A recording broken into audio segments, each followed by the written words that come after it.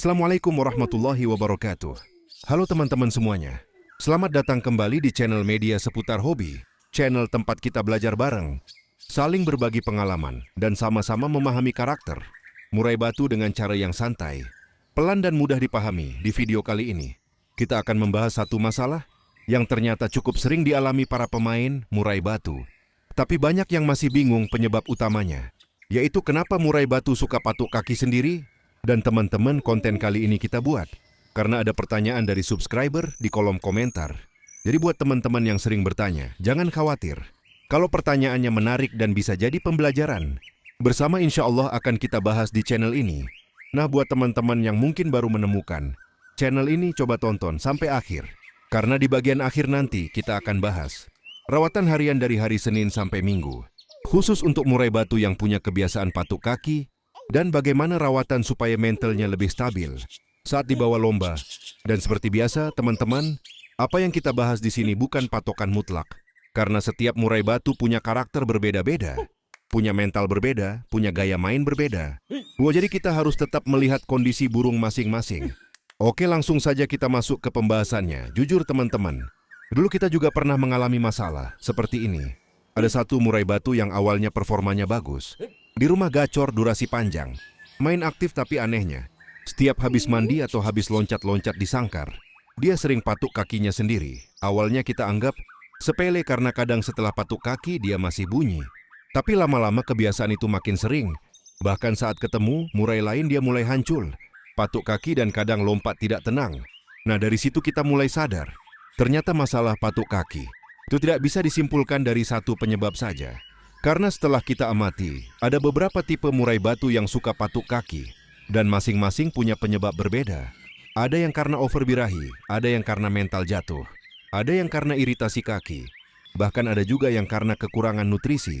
Dan ini penting sekali dipahami, karena banyak orang langsung bilang, wah ini padahal belum tentu. Nah, kalau teman-teman punya murai batu yang suka patuk kaki, coba mulai sekarang dia mati dulu. Dia melakukannya kapan? Apakah hanya di rumah? Atau justru saat ketemu lawan? Karena itu beda arti. Kalau murai batu patuk kaki saat di rumah, dalam kondisi santai, biasanya kita cek dulu bagian fisiknya. Lihat kukunya, apakah terlalu panjang? Apakah ada memar atau ada luka kecil di bagian selajari? Karena pengalaman kita, kuku yang terlalu panjang itu sering nyangkut saat burung loncat. Kadang nyangkut di jeruji, kadang di kerodong. Dan kalau sudah begitu, burung merasa tidak nyaman. Akhirnya dipatok terus. Kalau dibiarkan, kadang kukunya malah hitam dan bisa copot. Jadi jangan langsung fokus ke settingan F dulu. Kadang masalahnya sederhana, cuma kuku terlalu panjang. Nah, kalau teman-teman melihat murai sering turun bawah, mainan kotoran putih, patuk dasar sangkar, atau kadang patuk bulu sendiri, nah ini juga perlu hati-hati. Karena pengalaman yang pernah kita alami, itu bisa jadi tanda burung kekurangan mineral dan kalsium. Dulu kita pernah punya murai batu muda hutan. Awalnya bagus, tapi makin lama dia sering patuk kuku sendiri. Kadang bulu ekor juga digigit. Awalnya kita pikir stres. Ternyata setelah kita evaluasi, asupan mineralnya kurang. Jalan jangkrik banyak ulat ada. Tapi mineral tidak diperhatikan. Akhirnya kita mulai benahi. Kita kasih tambahan mineral khusus burung, penjemuran diperbaiki, dan pakan mulai diseimbangkan. Alhamdulillah, perlahan kebiasaan patuk kaki mulai berkurang. Nah teman-teman, ada lagi tipe yang paling sering bikin bingung, yaitu murai batu yang patuk kaki sambil hancur. Kalau didekati manusia dia agresif, tapi saat ketemu lawan malah diam. Nah ini biasanya burung terlalu nyaman dengan manusia, atau istilah pemain burung birahi ke manusia. Kita pernah menangani murai seperti ini. Di rumah galak sekali, kalau pemiliknya datang langsung buka ekor.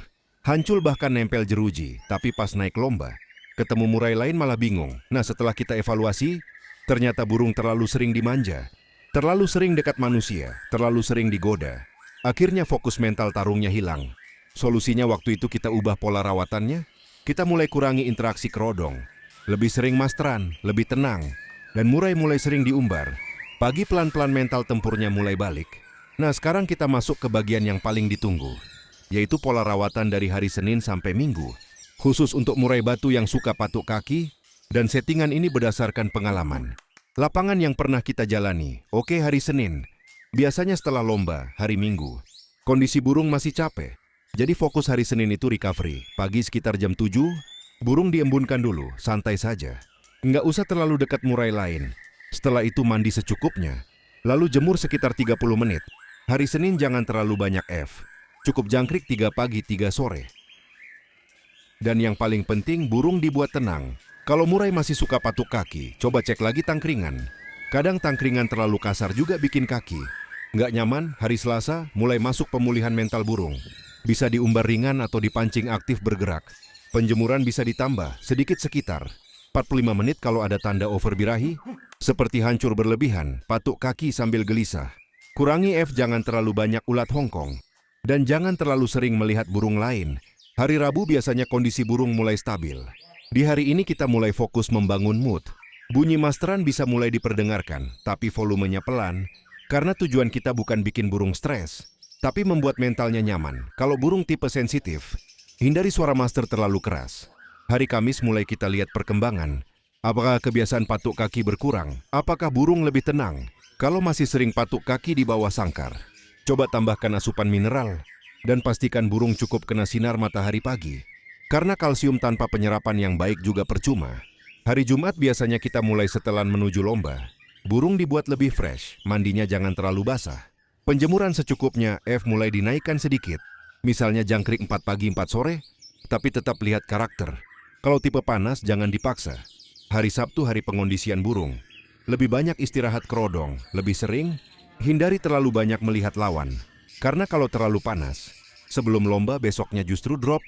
Malam hari suasana dibuat tenang.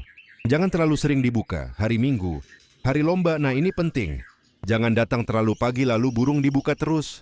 Karena mental bisa terkuras sebelum gantang. Biasanya kita buka perlahan, lihat reaksinya. Kalau burung mulai patuk kaki sambil ancul, berarti emosinya naik. Jangan langsung dipancing, tenangkan dulu. Kalau murai sudah mulai fokus sekitar arena, baru kita naikkan moodnya sedikit. Dan yang paling penting, teman-teman, jangan terlalu buru-buru menyimpulkan. Kadang burung patuk kaki bukan karena mental rusak, bukan juga karena tapi karena hal kecil yang sering tidak diperhatikan. Makanya di channel media seputar hobi ini, kita selalu belajar pelan-pelan, tidak asal ikut settingan orang. Karena karakter murai batu itu unik, ada yang cocok F tinggi, ada yang justru stabil saat F rendah, ada yang suka mandi malam, ada juga yang malah drop kalau terlalu sering mandi. Jadi tugas kita sebagai perawat bukan memaksakan teori, tapi memahami karakter burung itu sendiri. Dan itulah kenapa pengalaman sangat penting. Karena semakin sering kita mengamati, semakin paham bahasa tubuh murai batu. Oke teman-teman, semoga pembahasan kali ini bisa menambah wawasan kita semua. Kalau teman-teman pernah mengalami murai batu suka patuk kaki, boleh tulis pengalaman kalian di kolom komentar. Siapa tahu bisa jadi pembelajaran bersama, dan mungkin akan kita bahas juga di video berikutnya. Jangan lupa dukung terus channel media seputar hobi, karena di sini kita akan terus belajar bersama, membahas rawatan mental, settingan lomba, sampai pengalaman lapangan yang jarang dibahas orang. Subscribe, nyalakan loncengnya, dan jangan sampai ketinggalan video-video berikutnya. Karena masih banyak pembahasan menarik seputar murai batu yang mungkin sedang dialami burung kesayangan teman-teman di rumah. Wassalamualaikum warahmatullahi wabarakatuh.